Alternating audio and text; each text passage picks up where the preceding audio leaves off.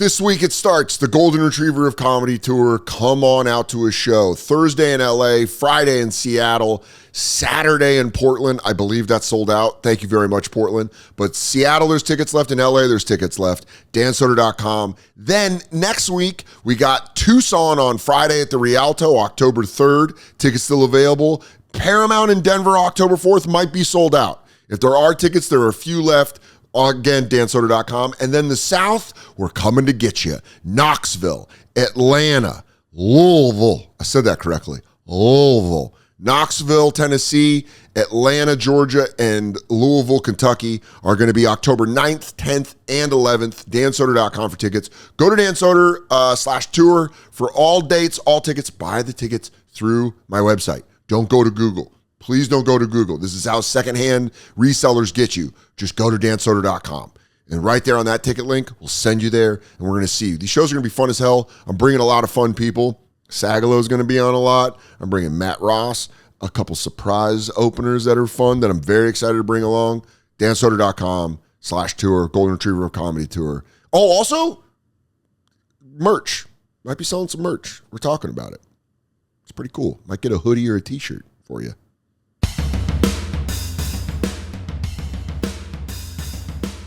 A high and tight episode. Let's rock. By the way, what a funny thing that we've all learned by doing podcasts is after you talk shit, just to clap so you know when to start. Where you go, folks, this is where it starts. Turn it on now. If you please do not, because I don't think people realize comedian podcasts, the warm-ups, the like calisthenics are just us talking shit. Yeah. Like someone will breach that and just start being like, I'm putting that out. No, camera guys for podcasts are like the CIA. They hold the darkest secrets. Homeless Pimp has edited shit out that if he wanted to, he could go, I'm going to let some people know how you really feel. No, well, I mean, like, I wanted to fire Chuck for 15 years, but he's got 17 hours of us just being like, I'd purr if I could or whatever. And you guys just laying around in basketball shorts? You guys just laying around in basketball shorts going like, I mean, I've thought about fucking kids. You got it? You're like, no. The longer bit gives it context. Yeah, it's terrifying. Yeah, this is... are we rolling? Can we bleep the R word? I don't want to get demonetized. Grape. We'll just say grape or unalived himself. They'll think... Yeah, I don't know. Dude, I'm realizing that I just read a news story today that was so wild that I was like, that is the way to go. There was a woman in a elderly care home in Brooklyn who killed another woman by beating her to death with part of her wheelchair. She was 95 and the woman was 89, and they got into it, and the woman that was 95 just beat her to death. Wow. And they're just not doing anything. They're just, I swear to God, they're just going like this. I don't know. She's like old, crazy. They give her the chair, but it's just plugged into a regular outlet. Just hold on to this light bulb.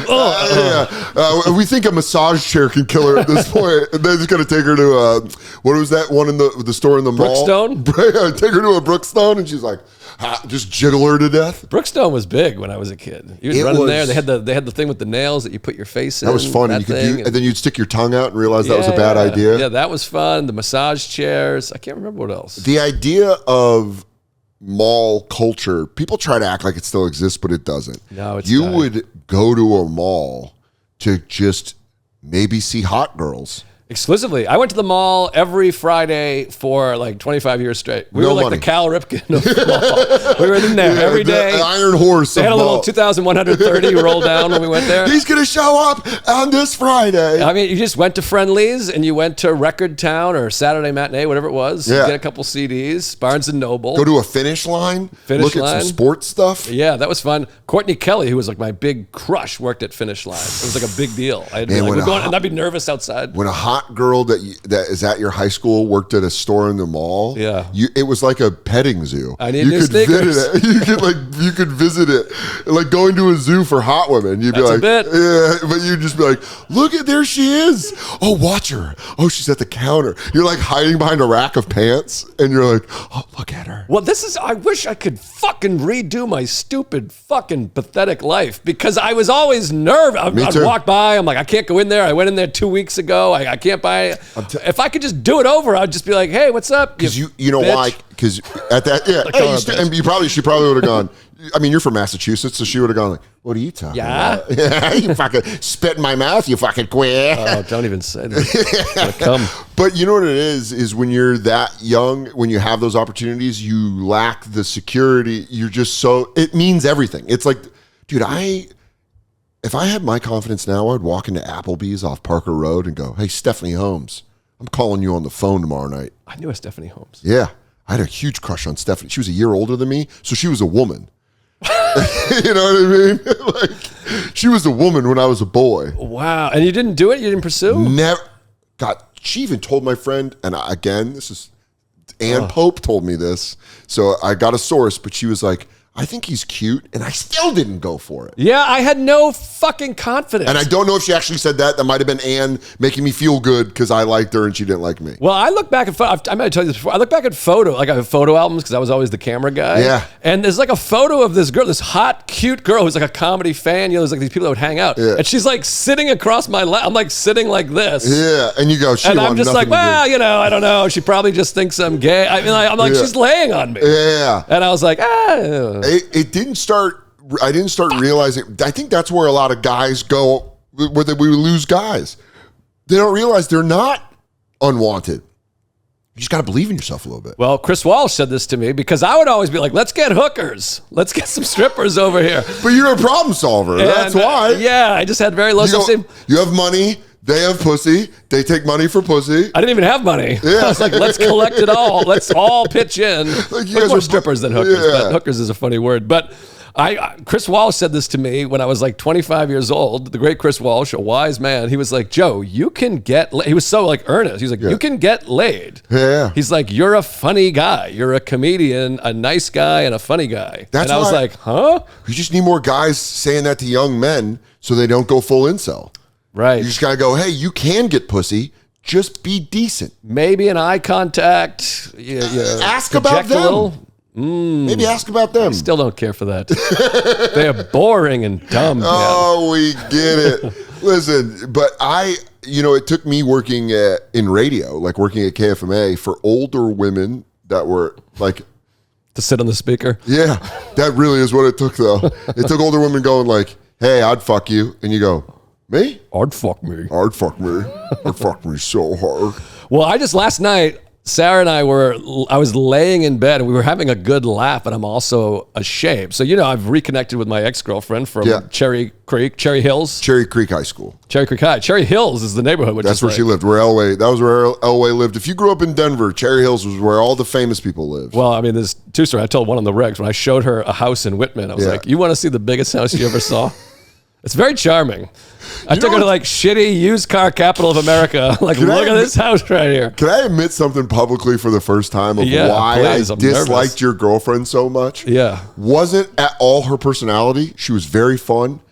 She was like, we'd hang out. She was great to hang out with. Yeah. I was always mad because when I found out she went to Cherry Creek, I was like, oh, I grew up in Aurora. I went to Smoky Hill. And she confirmed that where I grew up was not nice. Yeah, she went, oh yeah, I would never go there, and I was like, well then, fuck you. And well, that's a rude thing to say. It was as matter of fact. We were at the bar that night. You met her at Caroline's, and she was like, I would never go to that part of like Aurora, and I was like, all right, well, fuck you then. Yeah, and then you hated her. I carried. You that were like, around. you got to get rid of this woman. And I was like, this is the love of my life. I carried that around a lot, and she was nothing but sweet to me after that. Perfectly nice lady. Well, so. I just was in Denver, where she's from, did the Comedy Works, best club fucking ever. That room. It was insane. That room, you go, you're faking it. That's what it felt like. I did Mothership and Comedy Works back to back. I'm like, I'm Richard Pryor. Build a fucking statue. This is crazy. Comedy Works in Madison is you go like, hey, so do you guys think that I just am the best to ever touch a mic? Or it's crazy. I mean, Denver Comedy Works and then we added a show Sunday, which we shouldn't. Like we did 5 sold out best shows of my life. We added a Sunday, and you could just feel it just wasn't. Well, so my people. Like, I came out and they were like, are playing. They're like, woo! The other shows, they were like, oh my God. They're on the side of the stage trying to touch you. I'm like, don't add shows. Don't add shows. But also doing Comedy Works and then going, one time I did Comedy Works and then I did out to like Long Island and did like brokerage. And I was like, oh, I'm back to earth. Yeah. You go do a tough club and you're like, yeah, let me, I got Soul Jolt. That's usually hotter than fucking Haiti. That gig's amazing. Yeah. I got Stress Factory coming up, so that'll be fine. What? Okay. All right. Wait, I went into Alan. Sorry. Yeah. Dude, I saw Big A this morning. I was fucking rocking off a session. So you're in bed with Sarah. Yeah. So and you're feeling guilt, but you're having a laugh. No, shame. It was not even guilt. So Becca, I've reconnected with my ex-girlfriend, and she lives in Cleveland now. And so her brother, who's a big fan of mine. Who's the one that reconnected you guys, right? No, I bumped into her in yoga. Remember in Cleveland? Oh, yeah. I told you that story, right? Oh, yeah. I walked into a random yoga class. No one believes me online. Everyone's like, there's fucking no way, this creepy piece of shit. I'm like, I don't know what to tell you. But yeah, I was in Cleveland, took a yoga class that she was teaching. She lives in yoga. She married a doctor who works at the Cleveland. She lives in yoga. She lives in Cleveland. And she married a doctor. What a life, though. Good there. for her. Oh, yeah. Marry a doctor and she keeps her pliability? Well, frankly, I make doctor money. So she could have... Yeah, but you're gone all the time. Doctor money, but no, I'm not. I'm home all the time. He's doing surgery all the time. I'm a stay-at-home dad, baby. I am with my son more than any father's ever been with their son. Well, also you have a son, so that's also... Yeah, I'm home. The only time I'm not home is when I'm right here. I'm going to shoot back to him. I like when guys take their current family as models of why they'd be good in their second family. Well, you go, see if I ever leave... Cut it out. No, my point is, it's like, I do okay. Yeah. You're a good dad. So all the way back to this story. So her mother came to the show, and then her neighbors, who are like family friend neighbor, those kind of people. And this is in Denver. In Denver. This is like 3 days ago. And the neighbor lady walks up after the show, and I fucking killed. And she walks up and she's like, the last time I saw you, you were eating a box of Kraft mac and cheese out of the pot in my back seat with a PBR. And I just had this moment of like, these are like wealthy people. Yeah. I went there to meet my girlfriend's family, and I was eating blue box mac and cheese out of a pot with a PBR. The last time I saw you was when a motion sensor light went off on the side of our house, and you were digging through our trash looking for food. It made you sound like a human raccoon. I couldn't sleep. I'm like, what a fucking moron. And then I'm like, my parents did such a disservice to me. Because I should have brought flowers. Like, they had a family dinner that I didn't eat. Because I was like, no, I brought my own dinner. That's really funny. Boiled and cooked mac and cheese. Like, just the biggest piece of white trash, piece of shit. You did show up demonstrating hobo law. Where you go, you never come inside and eat someone else's food. You always have to have a belly full of food if you go in a warm place. And it's awful. And I'm like, I'm so ashamed. It's 20 years ago, and I'm married with a child. Did you laugh it off in the moment? I was like, oh my God, yeah. I mean, I laughed and I was like, I'm so sorry. She's like, oh my God, it's hilarious. And it's funny because, well, now she's married to like a lung surgeon, so it's hilarious. But at the time, they must have been like, worried about her. I must have left, and they must have been like, are you fucking kidding me? Yeah. Call him right now and tell him he can't come back here. I just picturing her dad sitting on the edge of her bed while she's in bed that night at home with her parents' house, and he goes, what did I do wrong? She goes, what? Joe's fun. He goes, was it when I missed the recital in 8th grade? I think I had holes in my jeans, too. You were a wild boy back then. I had a leather jacket. Yeah, I remember the leather jacket. We both had leather jackets back then. Fucking right we did, bro. Yeah. We were fucking bad. That's fist bump jellyfish. We were both the problem. You know what I thought about the other day? Do you remember when we got blackout drunk and we slept at Annie's, my ex-girlfriend's parents' apartment on the Upper East Side? Avenue. On Park Avenue? Yeah. And then we woke up and just spent the day smoking resin and watching Saved by the Bell? Oh, yeah. I kind of do remember that. And we ordered pizzas? Yeah, in that house? Yeah, it had like books everywhere, right? It was like a real place. Did we smoke in the house? Yeah, in her bedroom. Because we could smoke. Remember, her parents smoked cigarettes. So we were able to smoke in the house. And her brother, who was a teenager, had the best time of his life. He just came and hung out. Oh, yeah. Annie told me that for years. I bumped into her brother a couple of years ago. He was an extra on an episode of Billions. No kidding. And he was like, I remember Joe List sleeping on our couch and you guys going through like 2 seasons of Saved by the Bell. We had so much fun watching Saved by the Bell and shitting on it. I remember that because that was always my favorite thing to do when I smoked weed was to watch something nostalgic that I watched as a kid. And make fun of it. It's really, I mean, I could do an hour on Saved by the Bell. Every date was at the max. They just only went to Burger King. Do you remember the episode? I remember this specifically. We were watching it and we found out that Screech was selling spaghetti sauce in the max. And you and I were like so high and thought that was so funny that they're like, you're just straight up selling food in a restaurant. That's really funny. But I always thought that was fun because, you know, Annie was like, yeah, my brother thought that was like the greatest day. That's really sweet. And I was like, what a fun day. I remember that day because Annie was like, we were about to go back to Astoria. Yeah. But I had a windowless room with air mattress and you were all the way off Ditmars. And she was just like, why don't you guys just hang out? We can order pizza. Her parents didn't care. And she was there too? Yeah. It was me, you, and Annie were watching it. Then her brother would come out and watch. And then her parents would like come in and out, but they were like super sweet. And they're like, do you guys want pizza? And we were like 24-year-old alcoholics with her 19-year-old NYU student daughter. And we're like, well, that'd be all right. Sorry, we got blacked out last night at the comic strip. How did we let these girls out of our hands, Dan? I don't know, but it was so funny because I remember being like, what a monster. If my daughter had a 24-year-old, two 24-year-old alcoholics just being like, sorry, we were so drunk we couldn't get back to Queens. Well, then like it's also just crazy to think about like what's happened with comedy and the business. Like I didn't do anything during the day at all ever. Like you nothing. Just wait to do spots. And also I didn't have a phone or a computer. I would walk to the internet cafe and check my Facebook messages once a day. Like I would spend 10 minutes on a computer, no phone, and just be like, all right, well, I guess I'll just go to the world and do the 6 minute, whatever. Also, I remember telling people you were a comedian was a lot more shameful.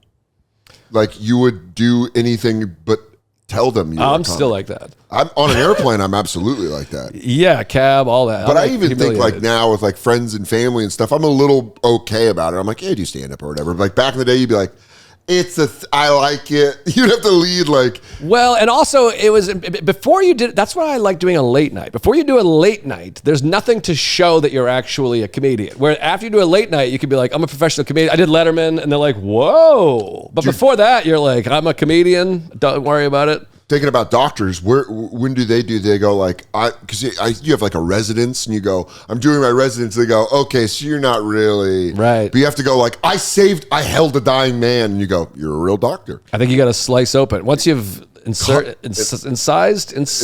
Yeah, just fuck. I'm so stupid. This is why she chose yoga in Cleveland over here. I know, you. I blew it. What can you do? But you never got to, what did you say to Sarah in bed? You guys were like, Zoc, baby. Imagine, I mean, I'd probably get in trouble for licensing on that, but you guys should buy that song because Zoc, it sounds exactly like Love Shack. No, it doesn't. Hey, everybody, it's your favorite hypochondriac, Dan Soder. And if you're worried like I am constantly, go to ZocDoc.com. You can book an appointment with a doctor that'll tell you to stop worrying, and then you won't have to worry. Maybe your teeth hurt. Guess what? You can get a dentist appointment. Boom. Overdue annual checkup that's been 3 years in the making. Boom. Dermatologist appointment? Go and get it. As I get older, I keep like going like, I need to go get this checked out. And with ZocDoc, it's a free app and a website where you search and compare high quality in-network doctors and then click to instantly book an appointment. I'm telling you, you book appointments with more than 100,000 doctors from every specialty, mental health to dental health, primary care to urgent care, and more. Stop putting off those doctor's appointments. Go to ZocDoc.com/Soder to find and instantly book a top-rated doctor today. That's ZocDoc.com/Soder. ZocDoc.com/Soder. Oh, it's sweater weather, and that means jeans. I don't have to show my stickly legs off. Time for the perfect jean. That was a really crappy song, but you get it. Listen, man, sometimes you buy jeans and they come and you're like, who did you cut this for? A mannequin? And then you get jeans and you're like, all right, these are comfortable, but they're going to break or rip or just wear it. Well, guess what? Perfect jeans. Go get them. Perfect jeans are comfortable, durable. I've had mine for over a year and a half and no holes or rips. I like them.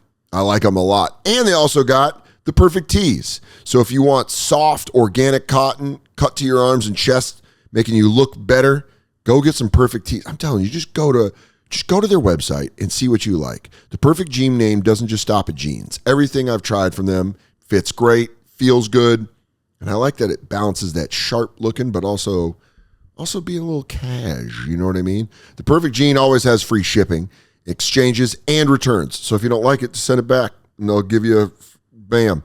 Or you can just swap it out. You can have peace of mind knowing that your order is completely risk-free.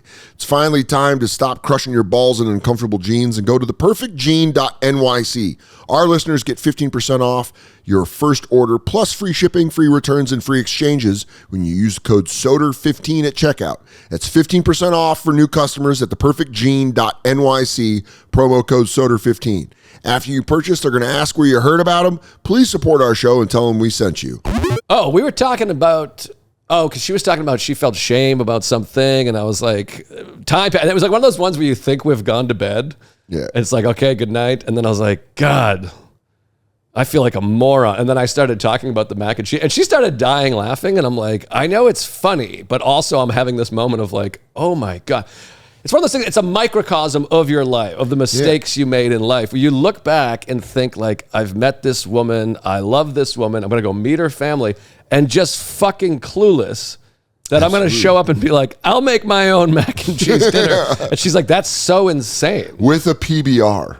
Yeah, six-pack. Well, this is the other thing. When I met this woman we're talking about and her mother, they were out drinking, and it was, I didn't realize, I thought like, oh, her family's like my family. But this was like her mother's one night ever out drinking. In New York City. So I showed up. She just moved. Yeah, so I showed up and was like, here's a PBR, Mrs. B. And she goes, I have an early polo match.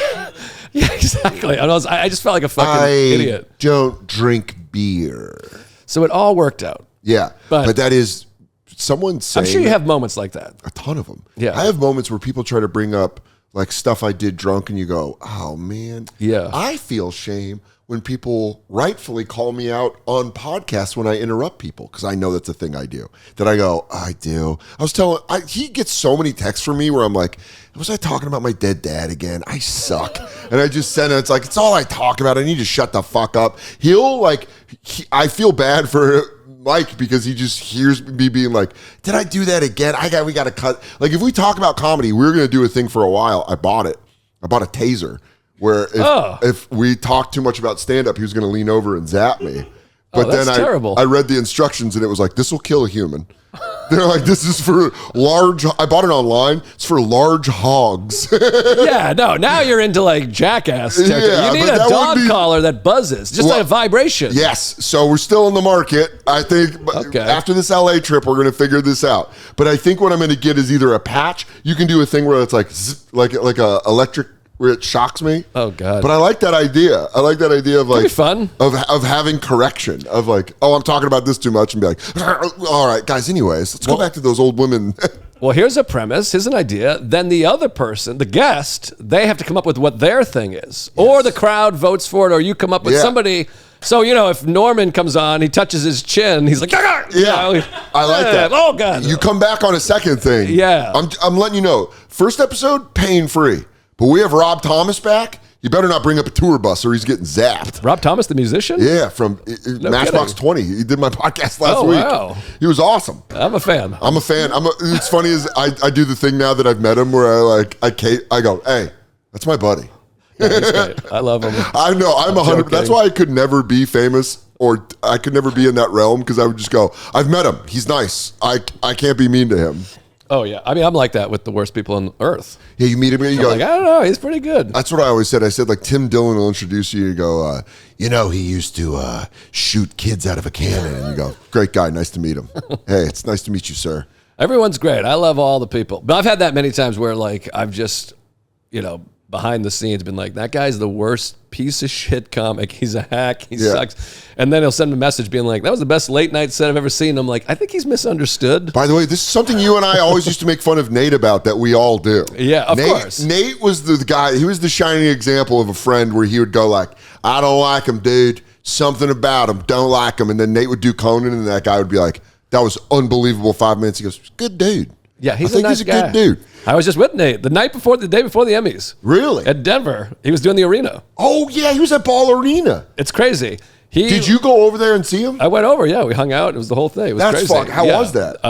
It was fucking awesome. How weird is it going from an arena where it looks like he's like the president of the United States to a club? Because when you do that, I did that with Shane one time, and you're like, hey, everybody in my little clubhouse. Well, that's the thing that's so painful is because, like we were talking about, Denver Comedy Works is like the best club ever. Yeah. Sold the shows out. So I'm like, in my mind, I'm like, this is the best weekend of my life. Yeah. I'm in the best Staying in that club, nice-ass the best condo. city. I mean, I would listen to Dave Attell, Skanks for the Memories, and be like, I want to do this place. Greg Giraldo, Good Day to Cross the River. So many. And I think Rogan did a special there. Yeah, I was at that. Ari, Really?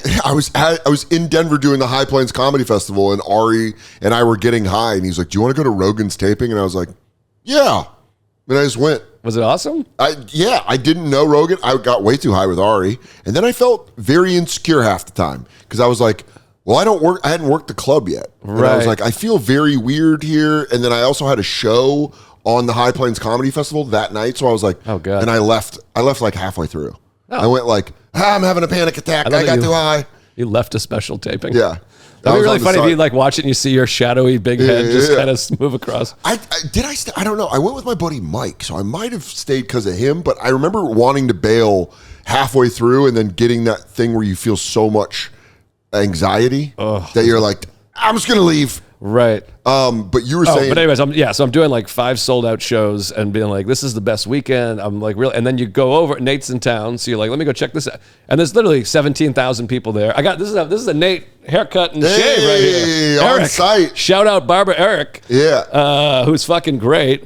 And then Luke Monis, who's my opener, was getting his haircut. And then Julian McCullough, who's hosting the show, in between acts, comes in. He jumps the line. He's like, Luke, can I get a beard shave? We thought he was doing a bit. Like during the show? During the show, and Luke's in the middle of a haircut. So he's got half a haircut. Julian jumps in and gets his fucking beard shaved. They're doing like 3 p.m. shows. Yeah, it was literally a 3 p.m. show.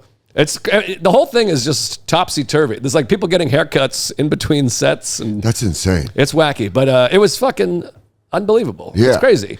I was blown away that he was doing shows the night before he hosted the Emmys. Well, Nate's a real ass dude, as Lewis would say. Like, they asked him to host the Emmys, and he had 3 arena shows, and he's like, I'll host them, but I'm not canceling Denver. And they were like, well, you got to cancel Denver. That's crazy. The show's at 5 p.m. on Sunday. And he was like, well, that's what I'm doing. And Love it. They were like, okay. So he did 3 shows for 45,000 people and then flew back and hosted the Emmys. And Nate probably looks like a great negotiator when really he's just not saying anything. Right. Where they go, right, Nate? And he goes, I don't know. And they go, this guy does not play easy. He's playing hardball. This guy, fuck it. Yeah, I mean, that's fucking crazy to go. And where Nate does look like, I've been to one of his shows before in Atlanta, and it's like he is the leader of a small nation. That's how it is with Shane, too.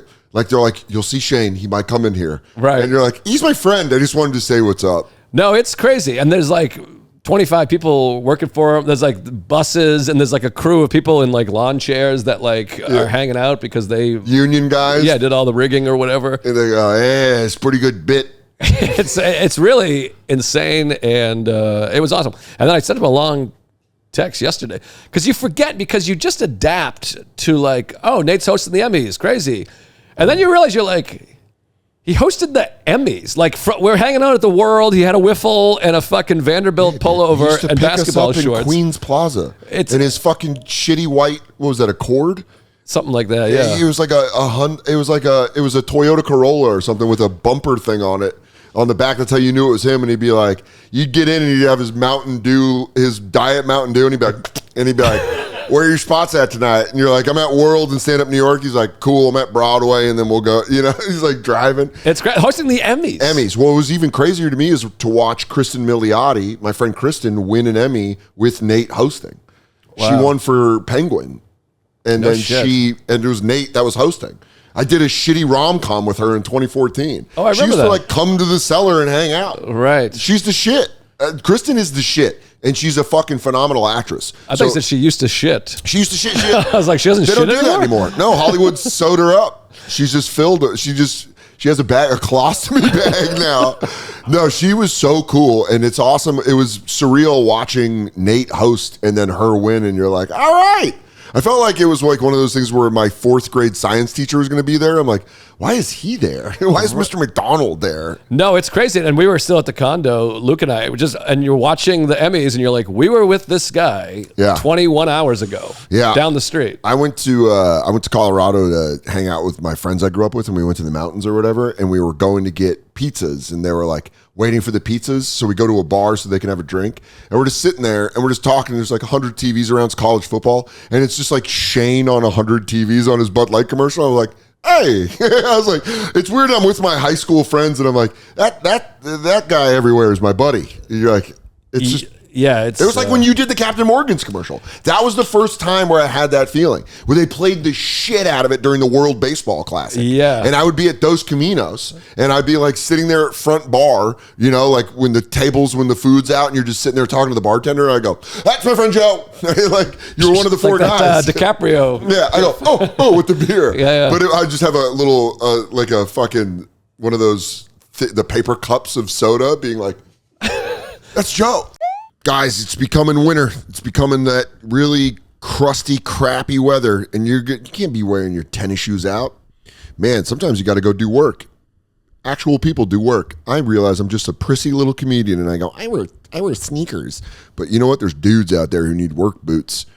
And it used to mean sacrificing comfort or durability. If they felt good, they didn't last. Well, guess what?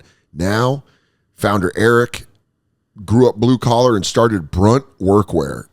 Gerard. I wanted to say his last name. I was like Eric Gerard, but I was like, you know what? I might say his name wrong, and I haven't met the guy, and I'd feel bad. Well, this guy grew up blue collar and was like, you know what? I'm going to start Brunt Workwear. And he made boots that are some of the most comfortable work boots you're going to ever feel. I put them on, and I was like, damn, these feel just like almost like hiking boots. They're that comfortable.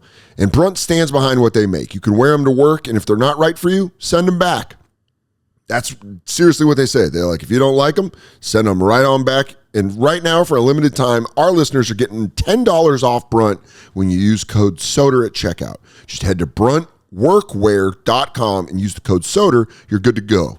So maybe your work boots are worn out. You need some new ones. Maybe you got a new job where you need work boots. Well, guess what? Go get them. These Brunt boots were comfortable right out of the box. Most other ones, it takes a while to break or for them, the leather to bend or even like the inside of the foot to give a little bit. Well, guess what? These ones, you put them on and you're like, damn. Brunt isn't just about work boots. They offer a full range of high-performance gear built for tough jobs. From heavy-duty work pants to weather-resistant jackets, Brunt designs durable, reliable workwear to keep you protected and productive in any condition. Brunt was tired of workwear brands out there cutting corners. You work too hard to be stuck in uncomfortable boots that don't hold up. So they built something better. Boots that are insanely comfortable and built for any job site. For a limited time, our listeners get $10 off at Brunt when you use code Soder at the checkout. Just head to bruntworkwear.com, use the code Soder, and you're good to go. And after you order, they're going to ask where you heard about Brunt. Do us a favor and let them know that we sent you. Really? And they did a new Bevo commercial. Did you see that? They didn't cast me? They didn't cast you. Wow. That's Joe. I bet you can find it on YouTube. It's on there. It's called Red Handed.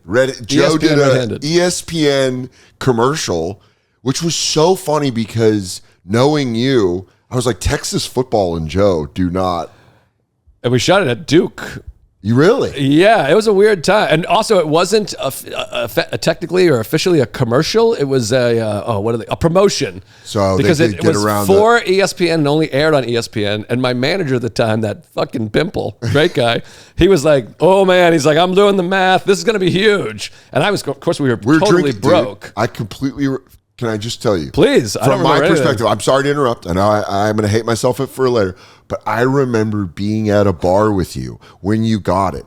And it's before it settled how much money you were actually getting. And you were like, dude, they play this and then they play it all the time. I could be sitting on $100,000. Well, that's what he said. He said something like that. And I was like, this is nuts. Like, I'm going to we were doing it like Mortimer, we're back. Well, it's like Goodfellas. You're like, motherfucker, we got him now. It was like we were all being made. Yeah, it really is how it felt. And it was only like 2 weeks later that he's like, okay, so it actually was a promotion. So it was a one-time. I made $1,000. Yeah. Which, if at that time, if someone said like, we're gonna fly you to North Carolina and give you $1,000, I would have shit ice cream for a month. Yeah. But because he was like, you're going to make 6 figures, I was like, this is the most devastating thing that's ever happened. It's where when you play a game with somebody, this is the age-old thing where you go guess a number and someone goes way too high. And you go, well, now you've blown the thing. I just had that. I do a bit about how long Green Eggs and Ham is, the book. Oh, I love that bit. And thanks. And I'm like, I can take a guess how long. And then some guy just yelled from the back. It wasn't even the person I was asking. And he just said the number. And I was like, well, you fucked up my whole, I'm talking to him. Yeah, why'd you do that? You blew it. Yeah, I saw you do it at Sesh, and someone went with a number way too high, and you were like, it does feel like that. Yeah. Like, I watched you do the thing, and you had to do like a... Yeah, where you go, oh, well, okay, I'm going to adapt to it. But when someone goes like, guess how much they paid him? $500 million? You go, 40,000, Jesus. Yeah. You make me feel like a fucking dickhead. Yeah, you blew it. Yeah, but I remember that, dude. You getting the Captain Morgan's? Well, the Captain Morgan's commercial. Well, that one did. I made like 40 grand off of it or something like that. But they also... If you don't remember, they told you this was the first of many, that you guys were going to be the 4 guys. Yeah, we thought it was going to be a thing. Yeah. And didn't you celebrate with the other guys? Weren't you like, look at us, we're in a band, we're in a boy band? Well, I don't remember that. But another crazy thing about that, by the way, the bartender in that commercial just happened to be dating, I only found this out recently, my now best friend, Karen Feehan. What? Isn't that crazy? What are the chances of that? At that time? At that time. She was dating him, and he was like, I did this Captain Morgan commercial. Yeah, where he pushes over the things, and then you guys all stand like Captain Morgan. Because that's how you guys get in. Isn't that You wild? do the fake posters? We made a poster, which I still have some of those posters. And the other thing about that was the first audition I ever did in my life. Yeah. And I got it. And evidently, that's not a thing you're supposed to say on set. I was like, I've never even done this. People were like enraged. These guys are like, what? And I was like, first audition. Yeah, look at that. Look how little he looks, dude. That girl was really hot. Yeah.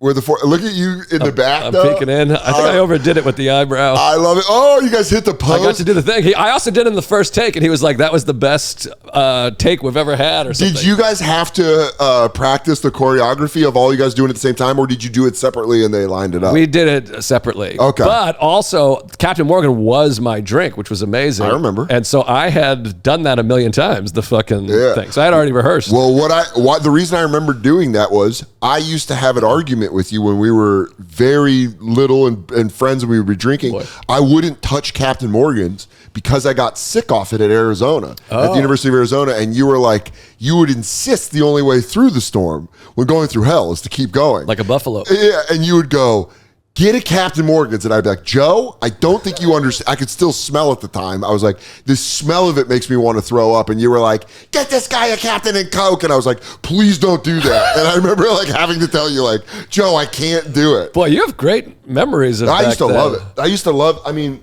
you know why? Moving to New York City, and this is why I say when anybody loves something and they start doing it, go be completely surrounded by it. Right. Even if it really sucks. Because in hindsight, the being surrounded by it helped me get over the sucky part. Right. Because we were just out every night. What I loved about it was meeting you, Bulger, and Ira, and also meeting Norman, Ruby, and Joe Alexander.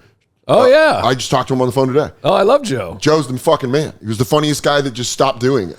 That's how you feel like a bitch. It was when you see a guy that's great at it and he goes, this shit's kind of gay. And you go, all right, well, we're going to chase it the rest of our life. And he was like, Joe is so funny. And he was like, yeah, I don't know. I'm going to go get some pussy in the Bronx. And we were like, we're going to go do open mics. Joe Alexander did one of my favorite things that people do. One of my favorite comedic things in life is when you steal from a bodega by just opening the thing and start eating it. He would just do that. And it was like endlessly funny to me when someone's just like says eating chips. And I was like, that was fucking crazy. And you almost, in your mind, you go, well, practically it would make sense to not get in trouble because you ate it in the store. Yeah, you just walked right out and I was like, that's fucking hilarious. Yeah. But I remember getting high at the bodega or your house and going to the bodega and coming back and playing video hot games. bagel. Yeah. I think that place is still there. But I just remember being like around you guys, then seeing like, I'd never been around people from New York City, people from Boston. Yeah. I was like Colorado, Arizona and all. It kind of gets like after a while, you're like, I know it. It's boring. So it was fun. And then we were just doing stand-up every night. And then you knew Nick DiPaolo. You knew fucking Attell. I remember you meeting Colin Quinn for the first time. Do you remember that? You were about to audition. Oh, I do remember that. You were about to audition at the Cellar the next night. You and I were sitting at the bar drinking a pitcher of beer each. And he didn't know. And you didn't want Colin to know we each had our own pitcher. Well, Colin, I remember early on drinking at the Cellar, and Colin came up and was like, don't drink here. This is not the place you come to drink. Yeah. And I was like, which, by the way, is the equivalent of the mac and cheese in the back seat. Like, 100%. I'm just like, I'll just go down and throw down beers at the Cellar. Dude, we used to fucking, and we were drinking, they had these little mugs, and we were drinking pitcher. We had our own pitchers. And Colin came up, and we were watching him on the TV or whatever. And then he came up and he had a red sweatpants and a red hoodie on or whatever. And his joke on stage was he's like, hey, when you're out of shape, you wear the most gym wear. The fatter you are, the more workout clothes. Yeah, the more workout. I remember. And then he came and put his arms around us and he went, hello, boys. Yeah. Like that. And he went, Joe List. And you went, this is my friend Dan Soder. And he goes, what's your last name? And I went, Soder. He goes, ugh, change it. And then he talked to you and you were auditioning and he went, don't fucking drink beers when you're auditioning tomorrow. And you go, no, this is his pitcher. I had to slide over the pitcher to make it look so like funny. I had 2 pitchers of beer in front of me. And you were like, that's his pitcher. And we were fucking banging these little fucking beers. But I remember that night. And then the next night you went and auditioned, got passed. And then you came to my apartment. We got high and went to Neptune. Wow. I remember that specifically because we danced in the street.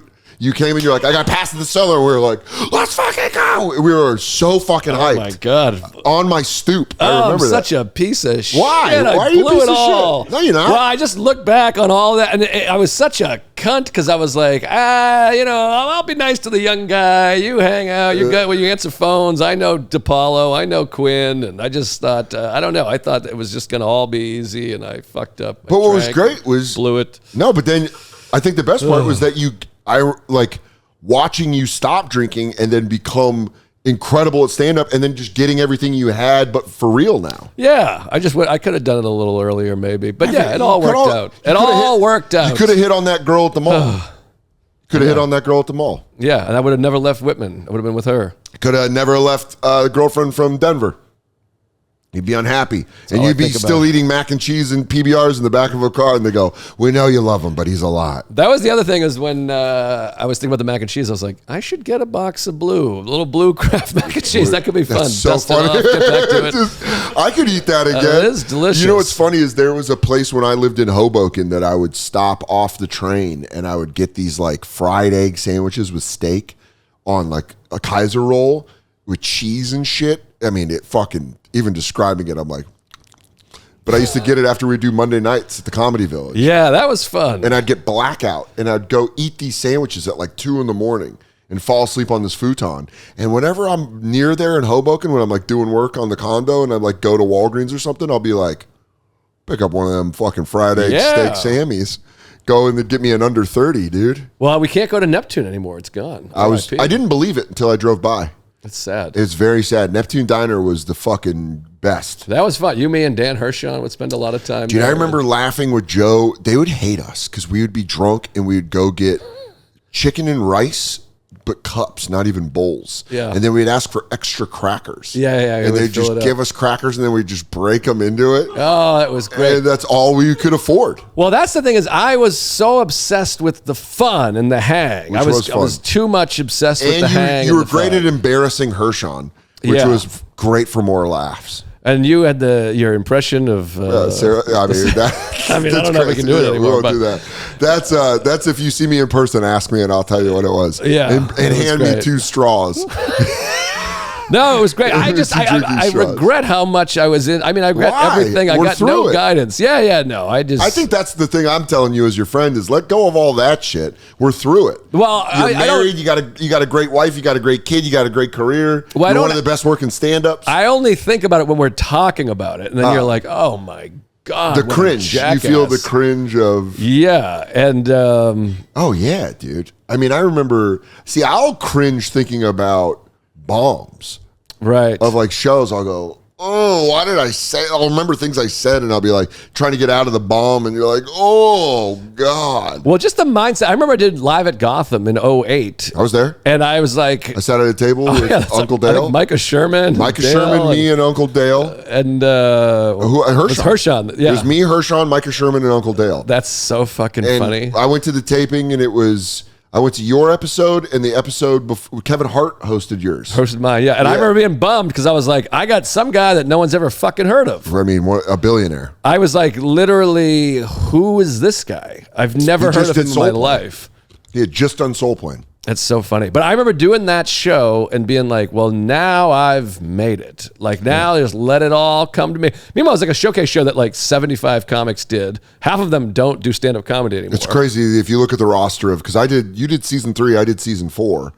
Right. What's also crazy is when you look at the people that did season 4 of Live at Gotham with me, there are some people like Kumail Nanjiani, Kyle Kinane. There are like people that are huge. Wow. Joe Mandy was on my episode. Well, Nate did my season. Yeah, because you know why? I opened for Nate right after he taped his episode. Wow. Justin Silver got me a gig emceeing for, I was emceeing, Justin Silver was featuring, and Nate was headlining.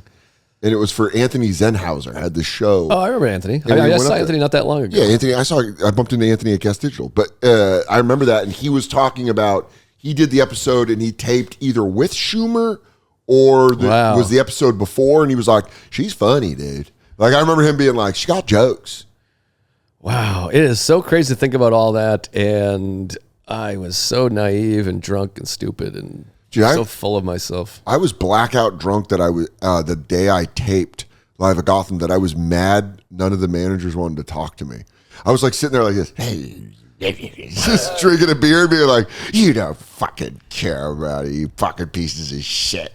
Well, I had like the classic alcoholic thing where I had like ego, like I'm going to be big because I'm friends with these guys and I'm the hot shot from Boston. But at the same time, I'm like, I'm a complete piece of shit. And I'm like, I'm never going to ask for anything or try to get anything, and I don't deserve anything. So. One of the memories that isn't like that, but it just makes me laugh, was Big J came to my taping of Live at Gotham, and I was first up on a Thursday night. I was on like the early show. And so I went first, and so I was done first. And I go outside to smoke a cigarette with Big J, and Big J's like, dude, let me buy you a drink. Come on, let's go to a bar. But we're in Chelsea. So we go into this gay bar, and there's just all these rainbow flags around, and Big J goes, what's up, girlfriend? Can I get a shot of Jack Daniels? And the guy goes, I swear to God, the guy goes, I ain't nobody's girlfriend. And Jay goes, my bad. Can I get that? And it's just like, but Jay, the way he slapped his hands down, he goes, what's up, girlfriend? Can I get a shot of Jack Daniels? That reminds me of so fucking funny. The DePaulo Classic when we were walking in Minneapolis at Acme. We were walking up the street, and two like butch lesbians walked by, and he goes, fellas. Yeah. I mean, yeah. And they laughed. They did? Yeah. And, my God, dude. Those were like, I mean, I told the people bring it up now in the comments, the Louis, the Village is working story. Oh, yeah. Because you were like, DePaulo's around the corner, and you went and saw him, and you go, Louis' there working out. Go get him. We used to get drunk and put ourselves in positions where we're like, oh, God, we embarrassed ourselves. Oh. You know, it was a great story, though. This is the worst podcast of my life. No. You only got 10 more minutes. I got to start letting go. I'm letting go. It all worked out. What about one of the funnest stories of all time, which the lady that ran the Monday night show? Yes. It was a bringer show. You'd have to bark. So I'll give you the background. Joe would MC. We didn't tell the story on the first episode. I got the house MC gig. You got Joe. Fix that. She taps Joe to host the show. And she promised you like $100 a Monday and never paid you. I mean, it was enough money that both of us were. I was upset. It might have been 50 for you, but it was something. So the whole point was Joe would have to MC, and the show would start at 8. But here's the thing: the show would go till 2 in the morning, right? Because she would get whoever was at the cellar or whoever was around, like come up and do a spot, like Jim Norton or Keith or Bobby or Voss. And I was barking. I was one of the barkers. You know who else was one of the barkers? I think for a couple weeks, Schultz. Yeah, that's where I met Andrew Schultz and Mike Vecchione. And Graham K. Thomas Dale. But we would all go. Vecchione wasn't barking, but Thomas Dale. No, it wasn't barking, but I met those guys. Graham K. and I would all be out there in the West Village barking. Right. And then I learned the secret was if I stood in the front, I could hang out with you. I could put my beer right inside that door, and I could just smoke cigarettes. And then also didn't really feel like barking. And then people would come by and I'd go, hey, come see a comedy show. technically I was barking. Right. So that was my workaround. But dude, the lady that booked the show would always talk about doing stand-up, but she never did it. And then these shows were brutal. And finally, one Monday night, it's like, oh man, yeah, I forgot. 2 o'clock. It's like maybe 1:30, 2 o'clock in the morning. All that is left in the audience are 3 New York firefighters, FDNY. And they're up there. And she's drunk. And she's like wine drunk. And she's like, I'm going to go on stage. And Joe's hosting. And Joe's like, okay. I remember this specifically. I was outside smoking a cigarette. And Joe, you came out and you go, so she's going to go up. And I was like, I don't know how you remember this shit. Because this is one of my favorite memories. And I went, what? And you were like, I'm about to bring her up. I'm not going to say her name. We're going to keep the name out. And I was like, well, I got it. Because the way she would talk to me about comedy, you would think she had 6 HBO specials. Right. So I was like, let's go. I'm so excited to finally watch her do stand-up. And I know she's drunk because I was at the Bag It In drinking with her half the time in between barking. So I go on stage, and again, it's 3 firefighters, FDNY. She gets on stage, she sits down with her wine, and she grabs the mic, and she goes, are you guys firefighters? And they go, and she goes, do you know 9/11 was an inside job? And you hear them go, like that. And Joe and I are by the door where the lights and the music are, and there was a back stairwell that would go to the bar that was under it. And Joe looks at me and goes, when I count to 3, you hit play on the stereo, I'll get the lights. And he goes, 1, 2, 3. And she's on stage going, anyways, 9/11, you can tell that the government did it. And then he turns on the light and I hit play and it was Black Dog by Zeppelin.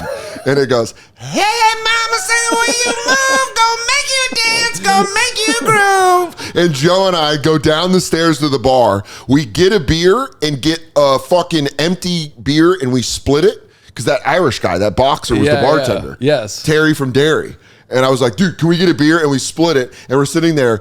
Dude, people from that work at the club, like 10 minutes later are coming in going, did you guys hear about that shit? Someone turned the lights off and turned the stereo on her. And we were like, what? I just sat there, we were like, whoa, that was crazy. I remember that night. I remember us leaving and going to Astoria and laughing like the entire train ride. That makes me very proud. Yeah. I feel like a patriot. Dude, we did it. Yeah, we were like, fuck it. You were like, you hit play. Because I remember being such a pussy that you were like, just hit play on the stereo. And I was like, bah! And then you fucking dimmed the lights and the lights all went out. Just hearing fucking Robert Plant over that was like, because we didn't cut her mic, right? But it was just Zeppelin over her. But so how did that not come back to us? Because the show got canceled like 2 weeks later. She stopped working there. Everything fell apart, and we were like, we never had to answer for it. But that was a big deal because I remember thinking like, all right, I got a regular gig. I'm at a club. Monday nights in the West Village. And you and I became friends there. Yeah, Vecchione would always be there. Mike D would always be there. Mike DiStefano. And then you remember we talked Bolger into coming and do it, but he got too drunk. Yeah. And he was out front. It was like Labor Day. And he was like passed out wine drunk holding the American flag.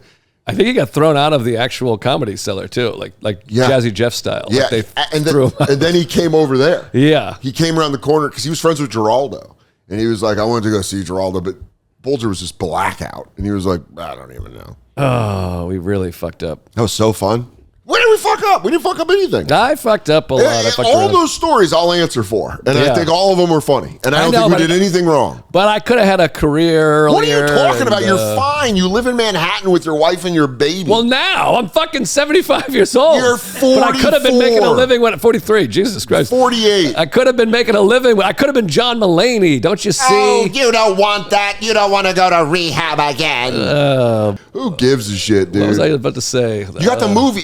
You made a movie about Tom Dustin. I know. I made a movie about this. Portrait of a Comedian. Yes. Go fucking watch it for the love of Christ. You can order it right now. What's that? You're in it. Because I bring him up on Rogan. Very briefly, yeah. That was my only goal when I first did Rogan is how many names can a guy get in? I got in Tom's, I got in Sam Morrill's, I got in a couple where I was just kind of like, I'm going to say names that I feel like should be said on Rogan. Yeah, it gets exciting for people to hear. But also, What? I don't know what I was going to say. I'm just regretting my whole life. The mac and cheese, the alcoholism. But anyway, so we made a movie. Here's my thing. I'm telling you, I'm your friend. I've known you for close to 20 years. Yeah. I'm telling you, you're full of poop. Poop. Let it go. I got to poop it out. Go poop it out. Okay, forget it. Poop it out. It's your parents' fault. Go buy Portrait of a Comedian. It's out now. It's a fantastic story about a fucking hilarious human being and the route that Tom has taken. Everything that we have talked about here is preamble. It's funny because by the way, Tom Dustin, let me just say my favorite Tom Dustin story. Please. Of one of the dangers of inviting Tom Dustin into the house is that he will go for jokes. I'm not going to bring up Dog's Mouth. That's one of my favorite stories. One of the all-time classics. Changed a human being's life. He called someone with bad teeth Dog's Mouth. He goes, you have dog's mouth. And the guy went, what? He goes, you have the mouth of a dog. And it fucking changed that guy's life. But then Tom Dustin, this is my favorite Tom Dustin story. I used to live with a guy, my first year living in Astoria, who was tough hang. Nice guy, tough hang. Yeah. Do you remember when we watched Packers Giants and we went to go buy beer and it was snowing outside and we walked outside and I lit up a cigarette and you go, that's the unfunniest person I've ever been around. It was that old roommate. Do you remember that? No. I lit a I don't cigarette. remember any of this. Oh, I lit a cigarette. remember Dog's Mouth. That was at Stand Up New York at the end of the bar. We were going to get more beers at the bodega, and I walked outside because my old roommate, and I lit a cigarette. We're watching Brett Favre's last game as a Packer, and you went, God, that guy's unfunny. And I went, right? I was like, I have to live with you. He was a very nice guy. Yeah. He's a very sweet guy. Great guy. So we go in, and I'm telling him we're coming from the city. Tom and Alvin and everyone's in town, and we're going. We did Monday nights, and then we're like, you know, that old Joe List energy where you're like, we'll go to Soder's, we'll smoke a bowl, we'll go to Neptune, woo! Yeah, we're like, I was we'll like go bipolar, yeah. So we go to my house, and I tell him before I go, listen, my roommate's going to be there. He's a tough hang. We're kicking him out at the end of the year. And I go, but don't say anything. I go, just don't say anything. And then we go into my room, my windowless room, and we smoke a bowl. And then we're leaving. Everyone's like lined up to the front door, and we're leaving. We're going to the diner. And Tom goes, great to meet you. He goes, we had a sheet over our front window because we were on a busy street. We had no money. So we just put a bed sheet over the window to block it. And there's a bed sheet. And Tom goes, nice to meet you. Is that your sheet on the window? And the guy goes, yeah, it is. And Tom goes, huh, they're going to let you keep it when they kick you out? And then I was like, Tom, I like ushered him out like a politician. And I was like, dude, I was so mad, but also thought it was the funniest thing in the world that he did that. Yeah, he's got a lot like that. He goes, they're going to let you keep that sheet when they kick you out? And I was like, why would you? By the way, the guy didn't know we were going to kick him out yet. Of course. Oh my God, the next day I had to walk with him to Subway and put a bullet in his head. I had to go, by the way, he wasn't wrong. I would like you out. Hey, I don't know, that guy's crazy. I don't know where he got that from. I couldn't even do that. I couldn't even do that. I go, well, he brings up a good point. And then I had to kick him out. So thanks, Tom. But Tom Dustin is fucking hilarious. Yeah, one of the funniest people ever. So we made a movie, and it's funny. It's ironic because I'm just sitting here being like, I fucked up my whole life and career. Yeah. And the whole plot of the movie is how much better I did in my career. That you want to help him. Yeah, well, so yeah, we started together, and I moved to New York, and eventually got sober and but you got guys my were act together. It was Joe's best friend, Tom.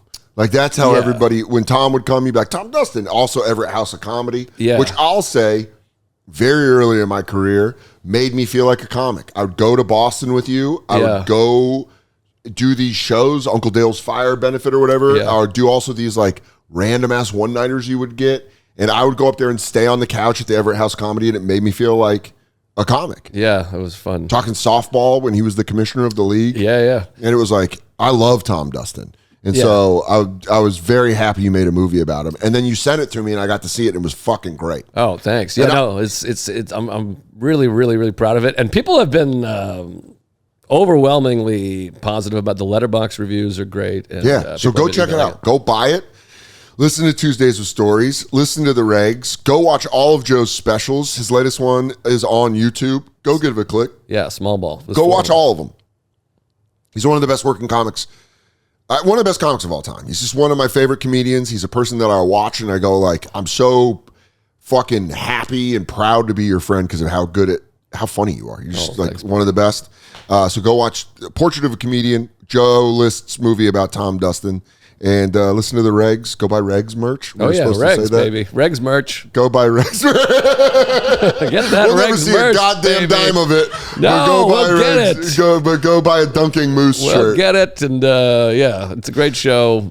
Go watch my special on YouTube for the love of Christ. Oh, and then the movie's on Punch Up Live. Punch Up Live? Greatest website ever made. Go watch movie review. We do movie watch. We got to do a movie watch along. I'd love to watch a movie with you. Oh, dude, I got a lot of opinions about movies. Bull Durham or Hoosiers. Hoosiers might be fun. I'd like Hoosiers. Give me Bull Durham. I want to do Bull Durham. Well, it's not. We're not going to. We're going to make fun of it. It's a movie you got to be able to make fun of. What about Top Gun? I got all kinds of Top Gun bits. I'll do Top Gun. I got a new Top Gun bit. I mean, don't do the new bit, but don't burn the bit. Bits. Don't burn the bit. But I'd watch Top Gun with you. I'd watch Top Gun 2 with you to really shit on it. I didn't care for Top Gun 2. Good. Hated it. Good. I'm the only guy that didn't like it. Good. Let's go through it. Stupid as fuck. Let's go through it and watch it. This is one of my beefs with it. First of all, the plot is Star Wars. Like the whole movie is like the first Star Wars. Like we got to go up here and there's this one spot we got to shoot. We got to all funnel in. Put a pin in that. Okay, sorry. I think we just found our next watch along. I got one other thought too, real quick. Is I hate how they and I sound like a Republican guy, but I'm like, why do they depict? They're like Navy fighter pilots, and they're like, "There's no way we can do this." They're all like, "Zoinks!" I'm like, why are they a bunch of fucking I've never F-words? I've never flown a plane. Like, I've got notes on it, especially about where he lands. That there happens to be a jet that he can fly. Right. All right, we might have to do Top Gun 2, Maverick's Boogaloo, but go do everything. Go watch Portrait of a Comedian first. I love I came on to plug a movie and I'm just trashing the most successful movie of the last 20 years. No, this is how you whet the appetite for us to do a movie watch along. Joe List is the man, and we both are very happy that you watch this podcast. Thank you very much. Goodbye.